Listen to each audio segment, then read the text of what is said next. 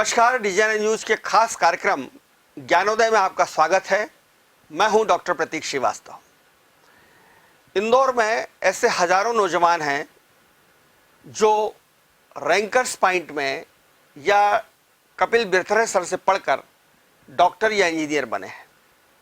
अगर मैं कहूं कि इंदौर में पढ़ाई करने के बाद हर दूसरा इंजीनियर या हर पांचवा डॉक्टर कभी ना कभी कपिल बिरथरे का स्टूडेंट रहा है, तो इसमें कोई अतिशयोक्ति नहीं होगी। कपिल बिरथरे केमिस्ट्री के विद्वान हैं, केमिस्ट्री के प्रोफेसर हैं, रैंकर्स पॉइंट के वो फाउंडर डायरेक्टर हैं। उन्होंने रैंकर्स पॉइंट की स्थापना की थी।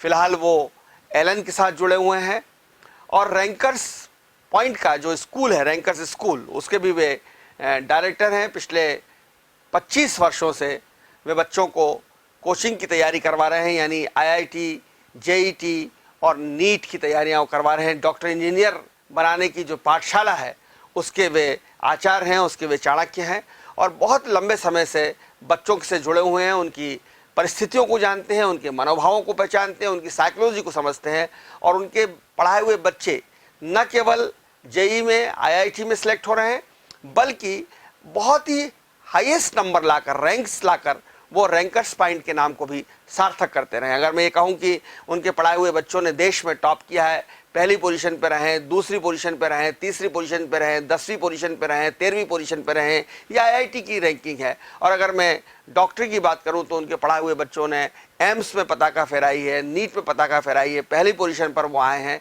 और कई बार, एक बार नहीं, दो, तीन बार वो पहली पोजीशन पर आकर कपिल बिरथरे का, इंदौर का और रैंकर्स पॉइंट का नाम रोशन करते रहे। कपिल जी, आपका बहुत स्वागत है। धन्यवाद सर। कपिल सर, जो वर्तमान परिदृश्य है, मैं आज आपसे उस विषय में बात करना चाहता हूँ, खासकर कोरोना के संदर्भ में। कोरोना ने शिक्षा जगत को बहुत प्रभावित किया है। बच्चे स्कूल नहीं जा पा रहे हैं, कोचिंग नहीं जा पा रहे हैं, कॉलेज नहीं जा पा रहे हैं, ऑनलाइन पढ़ रहे हैं और इस परिवर्तन का बच्चों पर, उनके स्वास्थ्य पर, उनकी लर्निंग कैपेसिटी पर क्या असर पड़ता है, उस पर मैं आपसे जानना चाहता हूँ।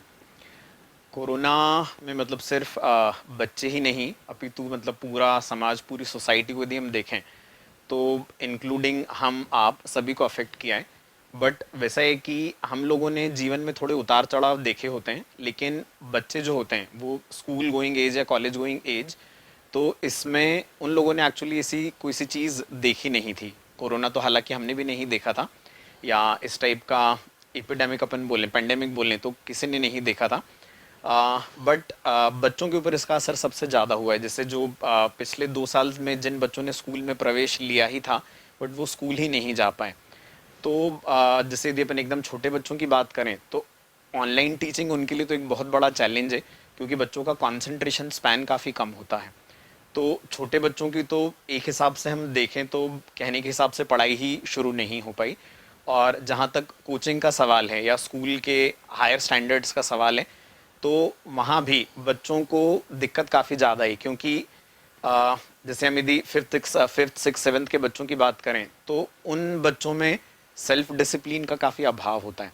अब बच्चा यदि घर पे एक ऑनलाइन एजुकेशन के हिसाब से मोबाइल में या लैपटॉप में लेकर बैठा हुआ है, तो उसके साथ जैसे टीचर यदि सामने होता है तो बच्चे को डिसिप्लिन में रख लेता है।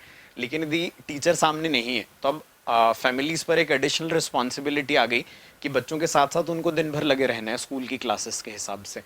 तो लर्निंग कहीं ना कहीं काफ़ी ज़्यादा अफेक्ट हुई है इस कोरोना काल में। तो बच्चों का एक एजुकेशन का जो स्टैंडर्ड है वो रिलेटिवली कहीं ना कहीं कम हुआ है। मतलब हर किसी को उससे कहीं ना कहीं कॉम्प्रोमाइज़ करना ही पड़ा है। ये जो चैलेंजेस का आप जिक्र कर रहे हैं, उसका लर्निंग प्रोसेस खराब हुई है, उसका डिसिप्लिन, उसकी एकाग्रता, ये चैलेंजेस तो शिक्षाविदों के लिए भी है ना। आप जैसे टीचर्स के लिए भी जो 25 साल से पढ़ा रहे हैं, जिनका एक इतना ब्राइट करियर रहा, जिनके हाथ के नीचे से एक नहीं अनेक चंद्रगुप्त निकले हैं, तो ये जो कोरोना के बाद की जो चैलेंजेस आए हैं, इसको आपने कैसे डील किया? मैं जानना चाहूँगा दूसरे टीचर्स को भी उससे सबक मिले, किस तरह से आपने इस परेशानियों को झेला और उसका समाधान निकाला। जैसे टेक्नोलॉजी तो अपने हाइट पे है, मतलब पूरी ह्यूमन सिविलाइजेशन में तो टेक्नोलॉजी काफ़ी सपोर्ट कर रही है, लेकिन वो जो एक ह्यूमन इंटरैक्शन जो एजुकेशन के हिसाब से बहुत इम्पॉर्टेंट है, तो वो तो हम लोग भी कहीं ना कहीं मिस करते ही हैं लगातार। अब रही बात इसकी कि इन चैलेंजेस को हमने फेस कैसे किया, तो जैसे मेरा डीलिंग नॉर्मली बड़े बच्चों से रहता है, 11th और 12th वाले बच्चों से, तो उनके साथ भी डील करना मुश्किल तो होता है क्योंकि बच्चा आपके सामने नहीं है, तो वो एक्चुअली पढ़ रहा है नहीं पढ़ रहा है सिर्फ उसको पता होता है। लेकिन जैसे पर्सनल लेवल पे यदि मैं देखूं कि मैंने इन चीज़ों को कैसे डील किया, तो मतलब मैंने एक सिस्टम वैसा बना के रखा था कि भाई बच्चों से जैसे हम क्लासरूम में इंटरेक्ट करते हैं, बट वहाँ पे इंटरेक्शन में जो क्वेश्चंस हम पूछते हैं तो वो रिलेटिवली कम पूछते थे, बट ऑनलाइन एजुकेशन में उन क्वेश्चंस को मैंने काफ़ी ज़्यादा बार पूछा। बच्चों के बार बार पूछना पड़ा, बार बार पूछना पड़ा, बच्चे जवाब दे रहे हैं या नहीं दे रहे हैं, तो उससे समझ में आया कि उनका इन्वॉल्वमेंट मेरे साथ कितना है। तो ये बड़े बच्चों के साथ तो फिर भी संभव है, लेकिन छोटे बच्चों के साथ ये चीज़ें काफ़ी मुश्किल पड़ती हैं। नहीं तो कोई ऑनलाइन स्टडी में, और कोरोना महामारी भी हो गई, परिवार में कोई ना कोई बीमार है, कुछ लोग की डेथ भी हुई होगी परिवार में, माता पिता चले गए होंगे, परेशानियां हैं, अवसाद में लोग थे, पूरा परिवार अवसाद में था कोरोना कारण, सबसे ज्यादा डिप्रेशन का मरीज बड़े कोरोना में। और उस दौरान फिर ऑनलाइन एजुकेशन, आप दोस्तों से नहीं मिल रहे, आप बाहर नहीं जा पा रहे, आप स्कूल नहीं जा पा रहे, तो कुछ ह्यूमन बिहेवियर में भी चेंजेस आपने फील किया? डेफिनेटली सर, जैसे हम लोग के पास इस टाइप के केसेस भी काफ़ी फ्रीक्वेंटली आते हैं पेरेंट्स की तरफ से, क्योंकि जो आपने चीज़ें बोली कि भाई फैमिली मेम्बर्स बीमार हैं या कई फैमिलीज़ में तो डेथ भी हुई है, काफ़ी यंग लोगों की भी डेथ हुई है, तो बच्चों ने इस चीज़ को काफ़ी ज़्यादा सफ़र किया। एक तो मतलब जैसे वैसा होता है कि यदि आप घर से बाहर निकल रहे हैं, स्कूल में जा रहे हैं या आप कोचिंग में आ रहे हैं, तो दोस्तों के साथ एक जो मन की बातें होती थी वो बच्चे करके अपना गुबार निकाल लेते थे। लेकिन अब जब बच्चे पूरे समय घर पे हैं तो वो पेरेंट्स से उस लेवल पे बात नहीं कर पाते हैं जो अपने दोस्तों से कर पाते हैं। तो ये जो मानसिक अवसाद है, जो जिसको अपन डिप्रेशन बोलते हैं, इसके अभी काफ़ी सारे केसेस हमको देखने को मिले। इनफैक्ट मतलब अच्छे अच्छे बच्चे जो पढ़ने में काफ़ी ज़्यादा अच्छे थे, जिन्होंने जैसे 11th में खूब अच्छा परफॉर्म कर रहे थे वो कोचिंग में या स्कूल में, तो 12th में आके काफ़ी सारे बच्चों का सडनली परफॉर्मेंस डाउन हुआ, और उसकी वजह ये रही कि वो इन चीज़ों से डील नहीं कर पा रहे हैं। तो जैसे मतलब कुछ जो हमारे मतलब पर्सनल स्टूडेंट्स हैं जो साइकेट्रिस्ट भी हैं, एमडी साइकेट्री, तो उन्होंने भी बताया कि इस टाइप के केसेस का अभी उनके पास नंबर पिछले कोरोना काल में काफ़ी ज़्यादा बढ़ गया। तो इन चीज़ों से डील कर पाना काफ़ी मुश्किल, मतलब ये एक कॉन्सिक्वेंस अपन बोलेंगे कि भाई कोरोना का यदि सबसे ज़्यादा खराब बच्चों पे असर हुआ है तो वो उनके मतलब मानसिक स्थिति पे काफ़ी ज़्यादा असर हुआ है। कपिल सर, अब यहाँ पे आपने पेरेंट्स का जिक्र किया कि भाई पेरेंट्स से बात नहीं कर पाता, बच्चे दोस्तों से कर सकता है, तो पेरेंट्स की भी रिस्पॉन्सिबिलिटी तो बनती है, खासतौर पे बच्चा पूरे टाइम घर पर है, आप भी पूरे टाइम घर पर हो, आप भी वर्क फ्रॉम होम कर रहे हो, आपका भी ऑफिस बंद है, पेरेंट्स का भी, मम्मी भी ऑफिस नहीं जा रही है, बच्चे भी घर पर हैं, तो पहली बार ऐसा लंबा समय बाद ऐसा मौका आया कि 2 महीने तक पेरेंट्स और माँ बाप और दादा दादी और बच्चे साथ साथ रहे, तो पेरेंट्स ने कितनी अपनी रिस्पॉन्सिबिलिटी निभाई? क्योंकि पेरेंट्स को ऑनलाइन बच्चे पढ़ना है, पेरेंट्स की भी जिम्मेदारी होती है कि वो थोड़ा सा उनको मोटिवेट करें, बच्चों को डिप्रेशन में नहीं आने दें। तो आपका अनुभव क्या रहा? क्या पेरेंट्स इस महामारी के दौरान और ऑनलाइन एजुकेशन के दौरान अपने व्यवहार में परिवर्तन ला पाए, अपनी रिस्पॉन्सिबिलिटी को ठीक से निभा पाए? सर इसमें भी बोलूँगा मतलब इसे मिक्स्ड टाइप का ही है। मतलब जैसे शुरू में जब कोरोना काल आया था और लॉकडाउन हुआ था, फर्स्ट लॉकडाउन, तो उसमें डेफिनेटली शुरू में लोगों ने उस चीज़ को थोड़ा एंजॉय किया, क्योंकि जो फर्स्ट वाला टाइम था उसमें मतलब जैसे जो सेकेंड वेव थी that was quite dangerous for all, लेकिन फर्स्ट वाली में शायद लॉकडाउन थोड़ा टाइम से लग गया था, तो मतलब हमारे सामने जो केसेस आए वो इतने ज़्यादा मतलब क्या बोलेंगे ना, विनाशकारी नहीं थे। तो उस समय जो आप बोल रहे हैं कि भाई बच्चों का पेरेंट्स से इंटरेक्शन या एज ए फैमिली लोगों का आपस में इंटरेक्शन, वो डेफिनेटली थोड़ा सा बड़ा था। लेकिन एक्चुअली वैसा होता है कि पेरेंट्स के पास उतना एक्सपीरियंस नहीं होता है, पेरेंट्स सिर्फ अपने बच्चे को जानते हैं, लेकिन जैसे जो टीचर्स होते हैं वो उनका एक मास में इंटरेक्शन होता है, तो टीचर्स जो काउंसलिंग कर सकते हैं, हर पेरेंट वो बच्चे के साथ काउंसलिंग नहीं कर सकता है।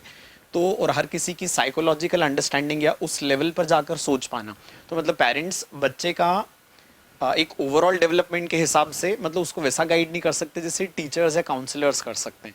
तो पेरेंट्स ने डेफिनेटली कोशिश की होगी, लेकिन जैसे जहाँ बच्चों के साथ चैलेंजेस थे वहीं इस काल में पेरेंट्स के साथ भी काफ़ी चैलेंजेस रहे।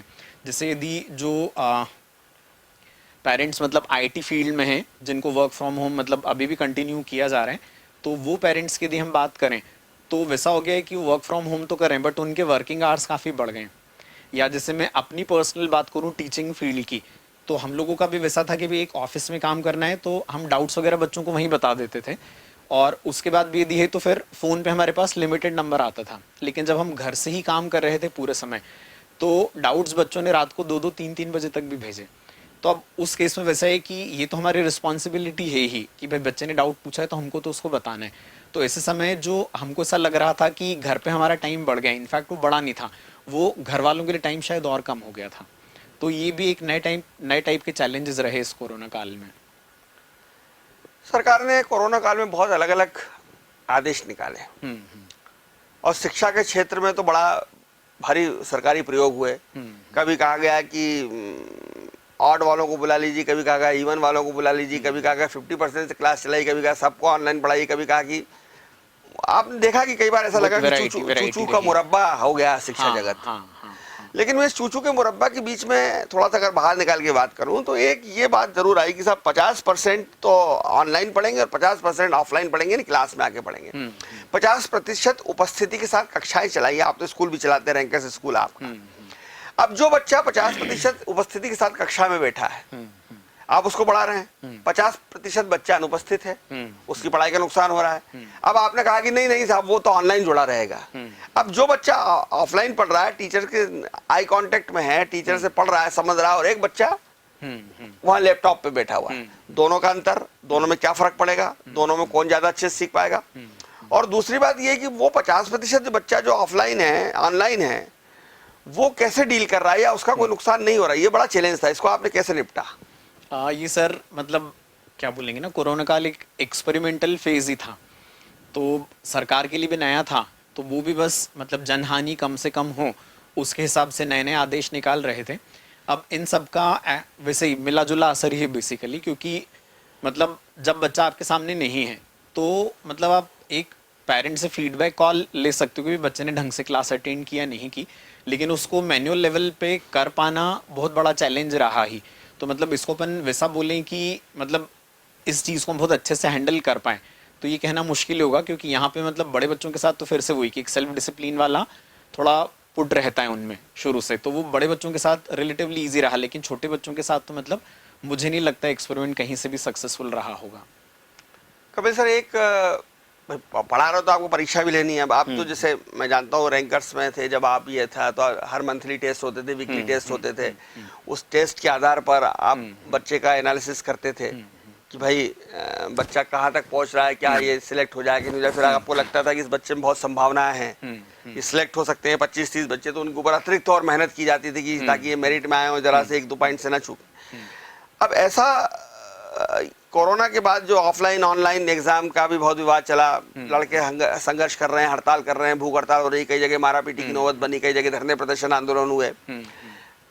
ऑनलाइन एग्जाम नहीं होनी चाहिए, ऑफलाइन होनी चाहिए, ऑफलाइन नहीं होनी चाहिए, ऑनलाइन होनी चाहिए। आपको क्या लगता है क्या बेहतर है, क्या कैसे इसको स्मूथली कंडक्ट किया जा सकता है कि जो ऑफलाइन देना चाहे वो ऑफलाइन दे दें, जो ऑनलाइन देना चाहे वो ऑनलाइन दे दें, या कौन सी बेहतर रहेगी, किस तरह से बच्चे की वास्तव में टेस्ट हो सकेगी, इसमें कितनी काबिलियत है? इसमें सर जैसे एक्सपेरिमेंटल फेज ही है, और अभी कहीं ना कहीं मतलब सारे शिक्षाविद ये समझते ही हैं कि ऑनलाइन में मतलब कुछ भी हुआ, हम बच्चों को उतने अच्छे से चीज़ें या उतने अच्छे से कॉन्सेप्ट्स नहीं बता पाए हैं। तो ये बेसिकली ऑप्शनल ही होना चाहिए मेरे हिसाब से। अभी बोर्ड की परीक्षाएं भले उनका स्तर थोड़ा नीचे कर लें, मतलब क्वेश्चंस पूछने का जो स्टैंडर्ड है उसको हम भले ही थोड़ा नीचे कर लें, बट बोर्ड की एग्ज़ाम्स जो होती हैं नेशनल लेवल पे वो तो ऑफलाइन होनी चाहिए डेफिनेटली। बट जो स्कूल लेवल पर एग्ज़ाम्स हैं, तो यदि हमने बच्चों को वैसा है कि पिछले 2 सालों में अधिकतर समय यदि बच्चे घर रहकर पढ़े हुए हैं तो बच्चों के एग्ज़ाम मेरे हिसाब से ऑनलाइन ही होना चाहिए। मेरा मतलब पर्सनल व्यू है, क्योंकि ऑनलाइन मतलब बच्चा जिस पैटर्न से अवगत है यदि उसी पैटर्न को फॉलो करवाया जाए तो ज़्यादा अच्छा है। मतलब जहाँ उसकी अंडरस्टैंडिंग भी कहीं ना कहीं कॉम्प्रोमाइज्ड है, तो मतलब बच्चा जिस जगह पे कंफर्टेबल है भी उसका कंफर्ट ज़्यादा ज़रूरी, बजाय उसको कि हम एक मेंटल स्ट्रेस में लेके आए कि हमने तुमको पढ़ाया तो 2 साल से ऑनलाइन है, लेकिन तुम एग्ज़ाम देने अब ऑफलाइन आ जाओ क्योंकि गवर्नमेंट ने परमिट कर दिया है। तो मेरे हिसाब से कहीं ना कहीं ये न्याय संगत नहीं है। हो सकता है मतलब उसमें चीटिंग हो, बच्चे थोड़े पेरेंट्स की हेल्प ले लेते हो, डेफिनेटली ऐसा होता ही होगा, बट मतलब बच्चों की मानसिक स्थिति को देखते हो, क्योंकि शायद आगे आने वाला टाइम जो है उसमें बच्चे स्कूल आ जाएंगे तो फिर हम वो वाला पैटर्न फिर से फॉलो कर ही सकते हैं। तो जो बोर्ड्स के एग्ज़ाम्स नहीं हैं वो तो ऑनलाइन ही लेनी चाहिए मेरे पर्सनल व्यू के हिसाब से। कपिल सर, ये तो तय है, इसमें तो कोई विवाद ही नहीं है कि 2 वर्षों में शिक्षा जगत में बहुत नुकसान हुआ है। जो कोचिंग क्लासेस हैं, स्कूल हैं, उनका तो आर्थिक नुकसान भी हुआ है। लेकिन अगर मैं आर्थिक पक्ष को छोड़ भी दूं तो एकेडमिक जो स्टैंडर्ड होता है, एकेडमिक जो लेवल होता है, उस पर गिरावट आई है। बहुत सारे बच्चे जिनके केजी नर्सरी में एडमिशन हो गए, उन्होंने अभी तक स्कूल का मुंह नहीं देखा। वो अभी टिफिन खाना नहीं सीखे हैं, वो अपने बच्चों के साथ, दोस्तों के साथ शेयर करना नहीं सीखे हैं, खेलना नहीं सीखे हैं। वो भी एक नुकसान है व्यक्तित्व का निर्माण में। और बच्चों को जो इस उम्र में बच्चे सीखते हैं स्कूल जाकर अपने दोस्तों के साथ, अपने टीचर के साथ, वो नहीं सीख पा रहे। और अगर हम बड़े बच्चों की बात करें, जिसका आप जिक्र बार बार कर रहे हैं कि आपका इंटरेक्शन बड़े बच्चों के साथ होता है, 11th के 12th के बच्चे जिनके सामने करियर का सवाल है, वो इंजीनियर बनेंगे, डॉक्टर बनेंगे, IIT में जा पाएंगे, एम्स में जा पाएंगे, नहीं जा पाएंगे, जिनके सामने चुनौती कि अगर इस बार इन 2 सालों में कुछ नहीं कर पाए तो बहुत लंबा नुकसान पूरी जिंदगी भुगतना पड़ेगा। तो एक नुकसान तो बहुत हुआ है एकेडमिक फील्ड में। अब इसको ओवरकम कैसे किया जाए, इसकी भरपाई कैसे की जाए, इसको, इस सारे नुकसान को भूल कर हम एक बार फिर से आशा के साथ, उम्मीद के साथ बढ़ते चलो, आगे चलो, चरेवेती, ये कैसे कर पाएंगे? इसमें सर ये चैलेंजिंग तो रहेगा, बट वैसा यदि आने वाला समय, अब यदि हम माने कि शायद चीज़ें सामान्य होने की तरफ बढ़ रही हैं, तो इसमें मतलब वैसे स्कूल लेवल पर, पर्सनल लेवल पर टीचर्स को, प्रिंसिपल्स को मिलकर कुछ ऐसी पॉलिसीज बनानी चाहिए, या इवन जैसे यदि गवर्नमेंट भी इस चीज़ को कर पाए कि जैसे कुछ चीज़ें जो होती हैं कि भाई 3rd में आपको मैथ्स का ये पर्टिकुलर कॉन्सेप्ट आएगा तो या 4th की चीज़ें समझ पाओगे, या जो बच्चा 4th क्लास में, तो 4th क्लास की कोई सी चीज़ें जो 5th में ज़रूरी हैं। तो जैसे टीचर्स को ये वाला एक्सपीरियंस होता ही है कि कुछ चीज़ें मतलब हर क्लास की स्पेसिफिक होती हैं, और कुछ चीज़ें जो होती हैं वो कॉन्सेप्ट्स कंटिन्यूसली चलते हैं कि भाई 3rd के बाद 4th में थोड़ा एडवांस होके आएगा, 5th में थोड़ा और एडवांस होके आएगा। तो इस टाइप की जो चीज़ें हैं, तो वैसी स्कूल लेवल पर निकाल कर कि भाई ये चीज़ें हमको करनी है। और ये जो हमारे समर वेकेशंस होते हैं जो 2 महीने 2.5 महीने के होते हैं, या जैसे स्कूल्स काफ़ी बार 2nd 4th सैटरडे को छुट्टियां करते हैं, तो अब कहीं ना कहीं एक इस टाइप की चीज़ करनी पड़ेगी कि बच्चों को छुट्टियां थोड़ी सी कम देकर, इवन समर वेकेशंस थोड़े कम देकर, कहीं ना कहीं उस टाइप के कॉन्सेप्ट्स जो बच्चे पिछली क्लास में बहुत ढंग से नहीं पढ़ पाए हैं उनको पढ़ाया जाए, ताकि उनकी आगे की जो पढ़ाई है वो कभी भी हैम्पर ना हो। तो यदि इस टाइप का कोई सा मतलब जैसे स्कूलों की भी एक संस्था होती है, सहोदय संस्था, यदि वहाँ पे भी सारे प्रिंसिपल्स मिलकर इस टाइप की कोई सी चीज़ कर लें कि भाई कॉमन हम निकालेंगे और हम बच्चों को पढ़ाएंगे, तो ये शायद मतलब आने वाले 2-3 सालों में ये बच्चों का जो नुकसान हुआ था इसको हम कहीं ना कहीं अच्छे से कवर कर सकते हैं। सर, आप कैसे इस फील्ड में आ गए, कोचिंग, और ये आपका जो इतना केमिस्ट्री में आपकी मास्टरी मानी जाती है, आप बच्चे आपके फ़ैन हैं, दीवाने हैं। मैंने कुछ आपके निजी, कुछ मेरे परिवार के भी कुछ बच्चे आपके स्टूडेंट रहे हैं और वो आपकी बहुत तारीफ करते हैं। आपका इस फील्ड में आने का कैसा बन गया, क्या रहा आपका? आप सर बेसिकली मतलब शायद इसको जीन्स में बोल सकते हैं। मेरे फादर खुद भी केमिस्ट्री के प्रोफेसर रहे हैं, होलकर कॉलेज से रिटायर हुए हैं। मैं जानता हूँ उनको। हाँ, केमिस्ट्री के वो भी रहे हैं, और मतलब शायद मेरे ब्लड में DNA में केमिस्ट्री है। और दूसरा मतलब पहले शायद जब मैं 11th 12th में था तब मैं डॉक्टर बनना चाहता था, लेकिन जब मेरा PMT में सिलेक्शन नहीं हुआ तो उसके बाद शायद जीवन में दूसरा ऑप्शन मैंने हमेशा टीचिंग ही सोचा। तो कहीं ना कहीं वैसा एक पढ़ाने का मज़ा, और उसके बाद फिर बच्चों से जो रेसिप्रोकेशन में प्यार मेरे को मिला, तो उसकी वजह से मतलब मैं आगे बढ़ता ही गया। मतलब बच्चों का प्यार तो ठीक ही है, आज कई परिवार ऐसे हैं जो मतलब जिनको मैं अपनी एक्सटेंडेड फैमिली मान सकता हूँ। मतलब ऐसे मजाक की बात है, साल में कम से कम 30-40 शादियों में मेरे को जाना होता है, और वो वहाँ मतलब जो मान सम्मान मिलता है वो एक अलग ही लेवल का होता है। तो कहीं शुरू में वो था कि भाई पढ़ाने में मज़ा तो आ रहा है, बट उसके बाद वो जो समाज से प्यार मिला। वो जो आपके बच्चे हैं जो बहुत छोटे आपके पास आए थे 9वीं 10वीं 11वीं में, वो मल्टीनेशनल कंपनियों में करोड़ों रुपए कमा रहे हैं। हाँ हाँ बिल्कुल, आपका भांजा प्रांजल, वो और भी कई बच्चे हैं मतलब जब मेरे टीचिंग करियर के। तो कभी आपको ऐसा लगता कि यार मैं इसकी बजाय वैसी कोई कोचिंग करके, वैसे कुछ करके IIT में चला जाता, वो रिग्रेट नहीं होता? नहीं, मतलब बहुत शुरू में थोड़ा सा रिग्रेट था जब मतलब मेरा खुद का सिलेक्शन नहीं होता कॉम्पिटिटिव में, लेकिन एक बार जब से इस फील्ड में आया हूँ तो मेरे को लगा शायद मैं डॉक्टर बनता तो मैं एक ही बन पाता, लेकिन आज काफ़ी सारे बच्चों को डॉक्टर बनने में मदद कर पाता हूँ, तो शायद मेरे जीवन की सार्थकता इसमें ज़्यादा है। तो वो जो बोलते हैं ना, भगवान जो करता है शायद सोच समझ के करता है। चाणक्य रह सकता है, वो चंद्रगुप्त नहीं बन सकता, उसे चंद्रगुप्त बनाना पड़ता है। बस एग्जैक्टली, चाणक्य ने भी ये कहा था कि मैं अपनी पसंद का राजा बना लूंगा। नंद से उन्होंने यही कहा था। बिल्कुल बिल्कुल एग्जैक्टली। तो मतलब मेरे को अपना जीवन इसमें ज्यादा सार्थक लगता है कि शायद मेरे लिए जब आपने रैंकर्स पॉइंट डाली, आपका क्या मोटिव रहा होगा, और फिर बाद में इसको इस लेवल तक आपको ले जाना, और फिर ले जाने के बाद उसको मर्ज कर देना, क्या आपका भविष्य की योजनाएं रही होंगी और किस तरह से आपने उसको गढ़ा, मैं उसकी उस यात्रा को समझना चाहता हूँ। सर बेसिकली मतलब मेरा तो हमेशा से वैसा था कि भी पढ़ाने में इंटरेस्ट है और खूब मेहनत करके पढ़ाओ, तो बस मतलब वो मेहनत करते गए, बाकी चीज़ें सारी अपने आप होती गई। फिर कुछ जो भी मतलब वैसा होता है कि हर इंडस्ट्री में कहीं ना कहीं कुछ ना कुछ चेंजेस आते हैं समय के साथ। तो अब ये जो कोचिंग वाली फील्ड है इसमें कंसोलिडेशन थोड़ा उस टाइप का हो रहा है कि जो लोकल कोचिंग्स हैं उनका सर्वाइवल थोड़ा मुश्किल हो रहा है। तो समय को देखते हुए हमने एलन के साथ मर्जिंग किया। मेरे को मतलब लगभग 7 साल हो गए एलन में, और यहाँ भी मतलब हमको काम करने की जो फ्रीडम मिल रही है तो वो एग्जैक्टली वैसी की वैसी है। तो बस एक सिर्फ नाम बदल गया है, बाकी सब कुछ वैसा ही है। तो मतलब चीज़ें चेंज नहीं हो रही, जो मेहनत हम पहले करते थे वही मेहनत हम आज भी कर रहे हैं। तो एक पढ़ाने का जो मज़ा है वो हमेशा मिलता जा रहा है। तो मतलब शायद मैंने उसके अलावा कभी कुछ सोचा ही नहीं, तो उसमें मेहनत करता गया तो बाकी सारी चीज़ें मुझे अपने आप मिलती गई। क्या संदेश आप देना चाहेंगे अपने स्टूडेंट्स को और उनके पेरेंट्स को, क्योंकि पेरेंट्स बड़ा ख्वाब लेकर आपके पास आते हैं, आपसे बात करने मैं देखता हूं कि बहुत सारे पेरेंट्स आते हैं और वो एक सपना लेकर आते हैं आपको। बच्चे की आंखों से बड़ा सपना उनके पेरेंट्स को उसमें दिखाई देता है कि हमारा लड़का बस एक बार IIT में सिलेक्ट हो जाए, हमारा लड़का एक बार डॉक्टर की में सिलेक्ट हो जाए। जो हम कहते हैं ना कि माता पिता कई बार अपनी दमित इच्छाएं अपने बच्चों से पूरी करवाना चाहते हैं, तो आप क्या संदेश देना चाहेंगे पेरेंट्स को भी और उनके बच्चों को भी? इसमें सबसे इम्पॉर्टेंट चीज़ तो ये है कि अपनी इच्छाओं को बच्चों पर हमको कभी भी नहीं थोपना चाहिए। यदि हमारी इच्छाएं बच्चों की इच्छाएं एक जैसी हैं तो ठीक है, आप उनको नर्चर करिए, जो जो चीज़ें हम कर सकते हैं उसी तरीके से उनको हम आगे बढ़ाएं, लेकिन अपनी इच्छाओं को बच्चों पर न थोपें। यदि आपकी और बच्चों की इच्छा में यदि अंतर आपको लगता है तो अभी मतलब पुराना समय नहीं रहा है जहाँ मतलब बच्चे पेरेंट्स का बहुत ज़्यादा रिस्पेक्ट करते थे, मतलब अंधभक्त कि भाई पेरेंट्स ने बोला तो ये करना ही है। आज का बच्चा अवेयर है, वो पूरे सारे सर्च इंजन्स पर अपने सारे इंटरेस्ट ढूंढ लेता है।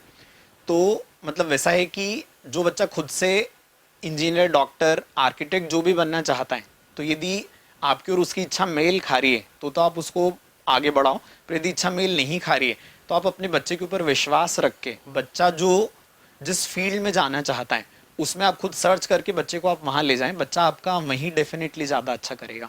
क्योंकि मतलब मेरे पूरे टीचिंग करियर में से काफ़ी सारे बच्चे मैंने देखे जो बहुत ज़्यादा अच्छे होने के बाद भी काफ़ी बड़ा फेल्योर बने अल्टीमेटली। वजह इसकी यही रही कि शायद उनके इंटरेस्ट का विषय नहीं था। हाँ, क्योंकि वो उनके डॉक्टर नहीं बनना चाहते थे, वो इंजीनियर नहीं बनना चाहते थे, बिल्कुल, बिल्कुल, और माता पिता डॉक्टर थे इसलिए उन्होंने कहा कि तुम भी डॉक्टर बनो, वरना नर्सिंग होम कौन संभालेगा। बिल्कुल बिल्कुल एग्जैक्टली। और मालूम पड़ा कि वो तो बेचारा डॉक्टर बनना दूर, वो कंप्यूटर बनने लायक भी नहीं रहा। एग्जैक्टली। तो अपनी बच्चों की इच्छाओं का सम्मान करें, बट आप विजिलेंट जरूर रहें, आप अवेयर जरूर रहें कि बच्चा क्या कर रहा है, क्योंकि बच्चा अल्टीमेटली होता छोटा ही है। लेकिन बस उसकी इच्छाओं का सम्मान करते हुए अपनी चीज़ों को अपने उनके तरीके से समझने की कोशिश करें, तो शायद हम बच्चों को बहुत अच्छी जगह देख पाएंगे। क्योंकि अल्टीमेटली हर बच्चा कुछ न कुछ अच्छा अपने जीवन में कर ही लेता है। बहुत धन्यवाद कपिल बिरथरे साहब, बहुत ही मोटिवेशन वाली, बहुत ही प्रेरक बातें आपने कही हैं और पेरेंट्स के लिए बहुत साफ संदेश है कि अपने सपने बच्चों के माध्यम से पूरे मत करवाइए, अपनी दमित इच्छाओं के लिए बच्चों को औजार मत बनाइए, बच्चों की इच्छाओं को सपोर्ट कीजिए, उनके कैरियर की जो संभावना है उसको दमित मत करिए, उसको शोषित मत करिए, बल्कि उन संभावनाओं को और परिष्कृत करिए, पल्लवित करिए, पुष्पित करिए और उनको इस तरह से सहयोग दीजिए कि वो अपनी फील्ड में अच्छा काम कर सकें, मानसिक संतुष्टि के साथ, भावनात्मक संतुष्टि के साथ। ये भी ज़रूरी है कि ये कोविड काल के अंदर जो जिस तरह से शिक्षा जगत का हास हुआ है, तो न केवल स्टूडेंट्स की, न केवल टीचर्स की, न केवल कपिल बिरथरे साहब और उनकी बिरादरी की, बल्कि पेरेंट्स की और हम सब की भी जिम्मेदारी है कि ये 2 साल के नुकसान की हम भरपाई करने के लिए ज़्यादा मेहनत करें, ज़्यादा परिश्रम करें, अपने बच्चों पर, अपने टीचर्स के साथ ज़्यादा इन्वॉल्व होकर हम इस तरह की जनरेशन तैयार करें कि ये 2 साल का जो नुकसान है वो बच्चों को हम जल्दी से ख़त्म करके और इस पर विजय प्राप्त करने के लिए उन्हें प्रेरित करें। आपको हमारा कार्यक्रम कैसा लगा ज़रूर बताइए। देखते रहिए डिजाइनर न्यूज़, खबरों का सिलसिला जारी है, जारी रहेगा। नमस्कार।